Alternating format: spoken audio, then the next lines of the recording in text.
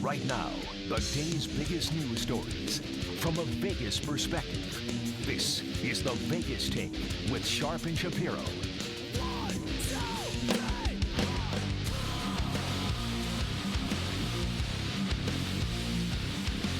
All right, welcome back. It is the Vegas Take, Sharp and Shapiro. Glad you could join us on a Friday. Yeah, we're all struggling, ladies and gentlemen, some more than others, but trust me, this isn't fun for anybody, not even for those doing radio shows in broadcasting live from my kitchen table. Coming up here, hour number 3, we're going to be speaking with Democratic Congresswoman Dina Titus.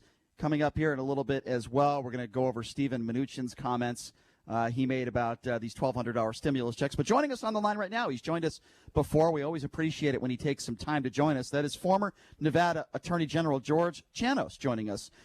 George, thank you so much for being here. We appreciate it. How are you? I'm wonderful. How are you? Doing good. I appreciate Doing great, George. Thanks for coming back. Appreciate you taking some time to join us. By the way, important to note that he was appointed by Governor Kenny Gwinn back on October 26, 2005. All right. Well, let me ask you the first question, Mr. Attorney General. Tell us a little bit about how you're doing. How's your family holding up? Is everybody healthy? And how are you dealing with this quarantine coronavirus situation? We're doing well under the circumstances. So I'm at my kitchen table as well, and my wife is sheltering in. The whole family. My daughter's got her own house, sheltering in there, and my sisters are sheltering in at their homes. We're trying to, observe rational protocols and maintain social distancing if and when we need to go out. We're trying to limit the amount of time that we do spend outside of the house, right now at least. Right. I'm sure that's going to taper off over time, probably sooner than later. And, Yep. We'll just we'll recognize the new reality that we live in, and we'll, take common sense measures to continue to protect ourselves. I think you said the important part there, common sense. I think we all need to have common sense. You're right. And we're glad you're healthy and your family's healthy, George. We're happy to hear that. I want to ask you a little bit about Nevada, which you know so well. We have the governor, as you know, who not going to open up the Strip anytime soon. Don't know if it's going to be May 1st or not. He says he's going to be listening to his doctors and the professionals. And then you have Mayor Carolyn Goodman, who's saying something completely different, right? I mean, we have Carolyn Goodman that basically is calling what Sisolak is doing, and she's saying some things that I don't necessarily agree with, as calling it insanity. What's your make on that, the mayor and the governor not seeing eye to eye on this, and where's your opinion on this? Well, my opinion is with the governor.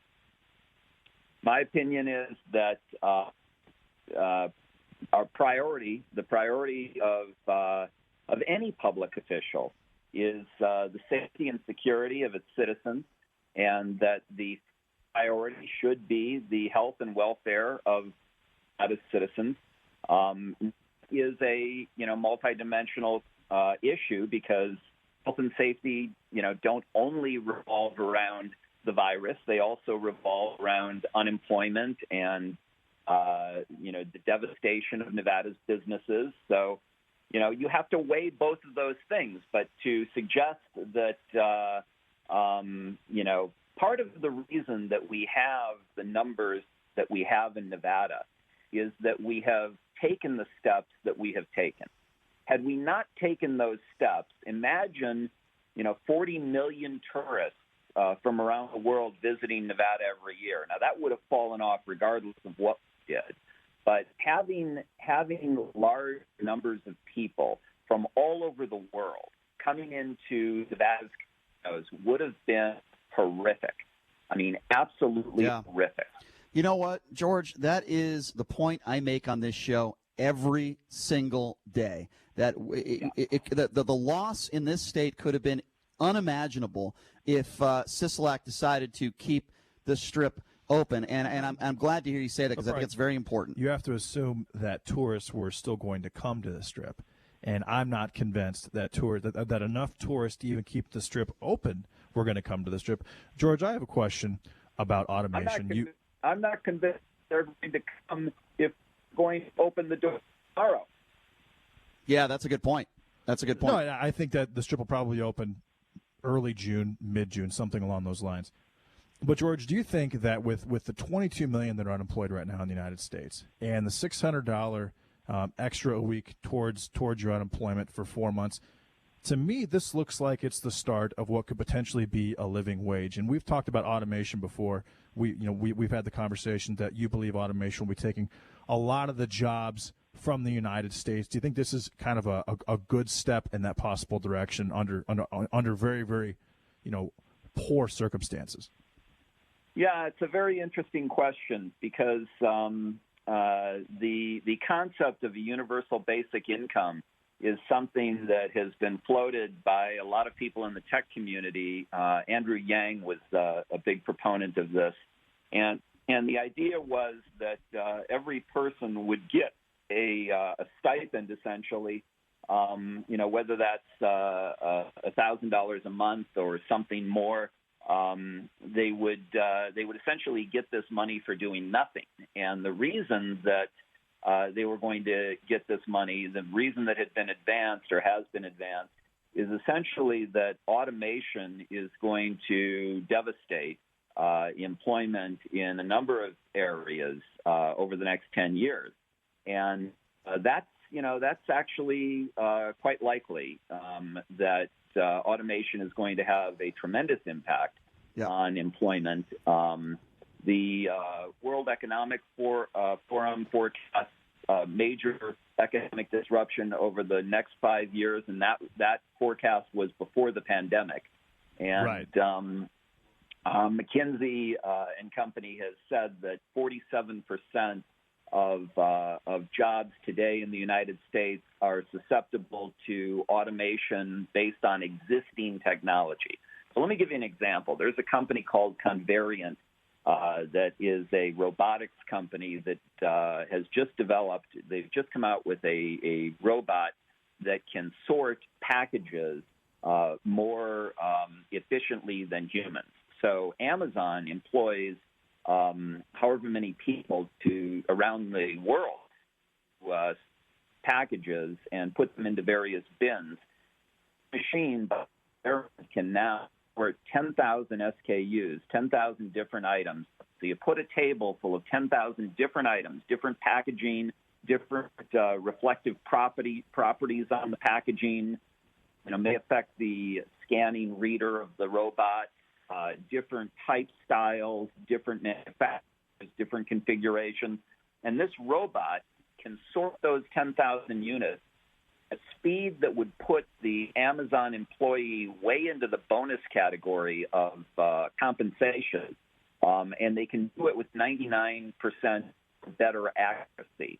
So they can do it faster than the vast majority of Amazon employees, and they can do it more accurately than the vast majority of Amazon employees. And they work 24/7, and you don't have to have health insurance for them. They don't get tired. Don't call in sick. So anything can be automated, will be automated.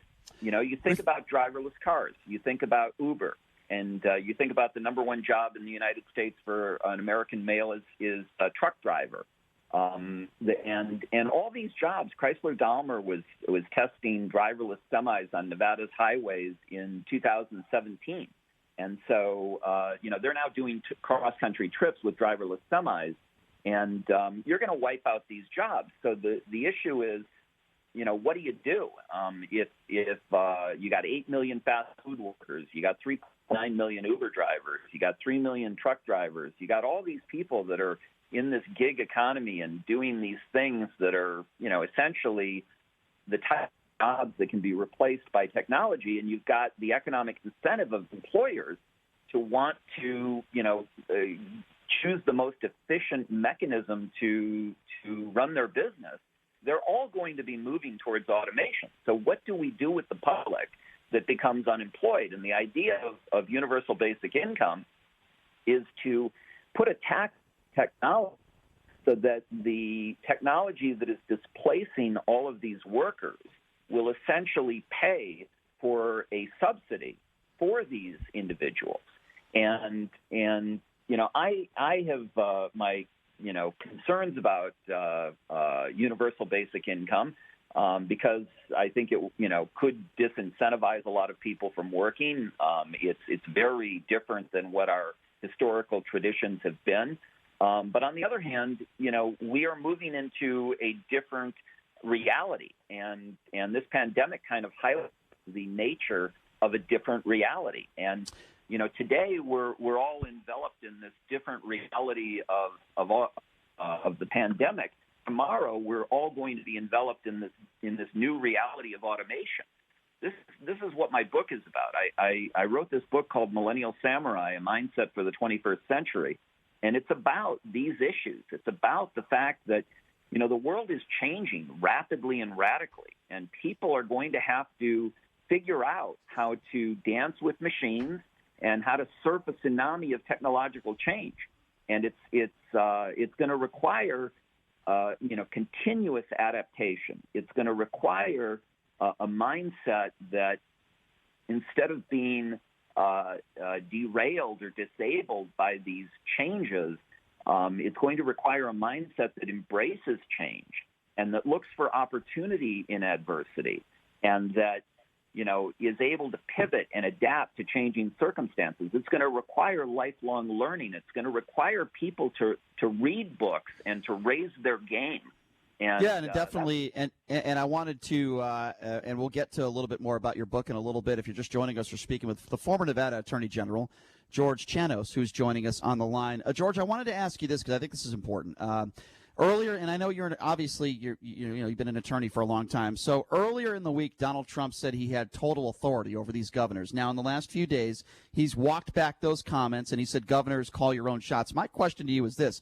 Why would Trump say that earlier in the week? What would be his reason for saying that he had total authority? I would imagine you disagree with that. Well, it raises the issue of states' rights versus federalism. And he said something similar in 2017 to Rahm Emanuel in Chicago. He said, get your act together, or I'm going to send in the feds. Stop the carnage in Chicago. And, basically what he was saying is that, the president does have certain executive authority that allows him to come into certain situations, emergencies, when we're at war.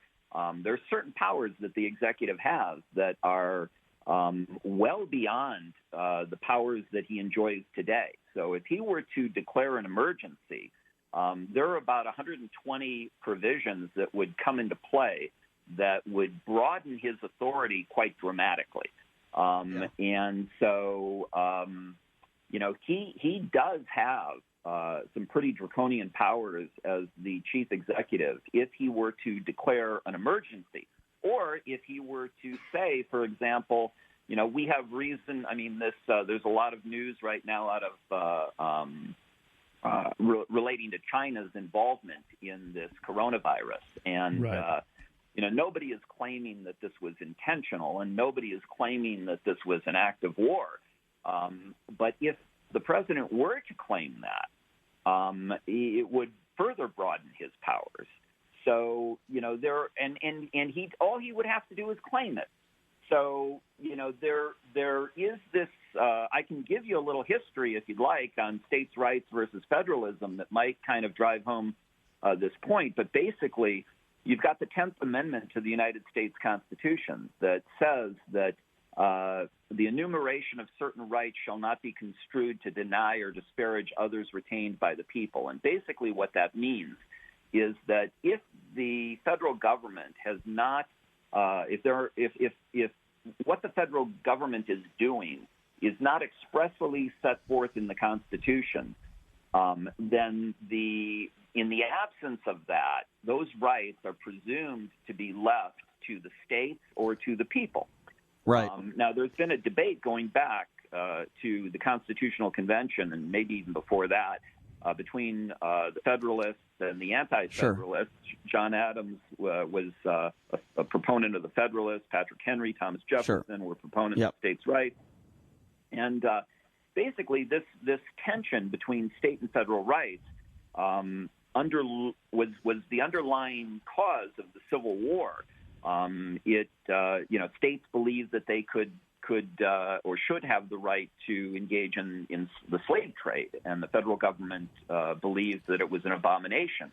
I want to ask you a little bit about recent history, if I may. And again, This is former Nevada Attorney General George Chanos joining us, and I appreciate that explanation. And I'm going to go back to Donald Trump. Listen, I understand you're in the Republican Party, but an attorney. No, I'm not in the Republican Party. Oh, I assumed you were in there. You were. I was a former Republican Attorney General, and in 2016. Gotcha. I left the Republican Party and became nonpartisan. Okay, good.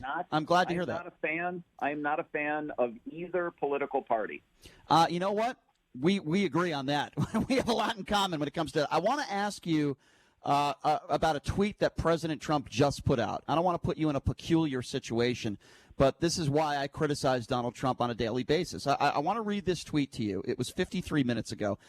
Quote, Biden and Obama were a disaster in handling the H1N1 swine flu. Polling at the time showed disastrous approval numbers. 17,000 people died unnecessarily and through incompetence. Also, don't forget their $5 billion Obamacare website that should have cost close to nothing. At a time, Mr. Attorney General, when we're facing a very serious pandemic, people are dying. People want to know how they're going to get their next paycheck. Do you think it's appropriate for the President of the United States to continue to do what he's doing with these tweets? Well, I am not a fan of a lot of President Trump's tweeting. I think, honestly, it's interesting. Your question raises a very interesting point. There was a study recently that said that so let me give you the short answer. The short answer is no. I don't think it's appropriate. But let me expound on that a little bit. Sure. There was a recent study that was done that shows that the way that we look at the coronavirus is influenced by the way that we look at politics. For example, Democrats generally believe that this is a much bigger deal than Republicans do. Republicans are less concerned about this pandemic and are more concerned about opening up business and the economy and the damage that closure is doing to the economy. Carolyn Goodman is a good example. I don't know if she's a Republican or a Democrat, and I really don't care, but her views are consistent with Republican sentiment. Sisolak's views are consistent with Democratic sentiments, which are that this is a very serious public health crisis. The scientific community globally believes that this is a real danger to public safety. We have entire countries that are closing. I mean, Italy, 60 million people have been shut down. China shut down 60 million people. India shut down 1.3 billion or 1.6 billion people. This isn't just, the United States or Las Vegas. It's the world. Yeah, no, there's no question. There's no question. I have to ask you, Mr. Attorney General, if I may, because we got some time constraints here. I apologize. I wanted to ask you a little bit about some of these protests. Are these people right to protest? We had a protest here on the Las Vegas Strip a few days ago, talking about Steve Sisolak, 10 or more people that obviously some are against. Do you think these states overreacted? And what do you think about these nationwide protests? Some more than others, but what do you make of these protests? Well, generally speaking, I think that the protests are ill-advised. Because they're gatherings of large numbers of people during a pandemic. Right. Exactly. Right. No, you're right. I agree. Yeah. And I mean, there are better ways. Like today, last time I did an interview, I was in your studio. And today we're doing it telephonically. Well, yesterday we used to protest in the streets. And maybe during a pandemic, there's a more intelligent way to do that. And I think there is. So I would say that the people that are out there standing in the streets in large groups protesting anything at this moment are idiots. Yeah, I tend to agree with you. Hey, what do you make of the people in Michigan? And they're talking about let's reopen the country. The people that are on strike are protesting, yet many of them are wearing masks. You want to talk about idiot, Mr. Attorney General? What do you make of some of those people? Here's the thing that we really need to think about. Okay, so first of all, I'm the chairman of Capriati. Okay, and we have 106 stores. Well, wait a second. I have to cut you off and say the capastrami is one of my favorite sandwiches of all time. I just had to throw that in there. Well, thank you. Thank you. We had to shut down. We had to close 106 stores. You know, that hurt. Wow.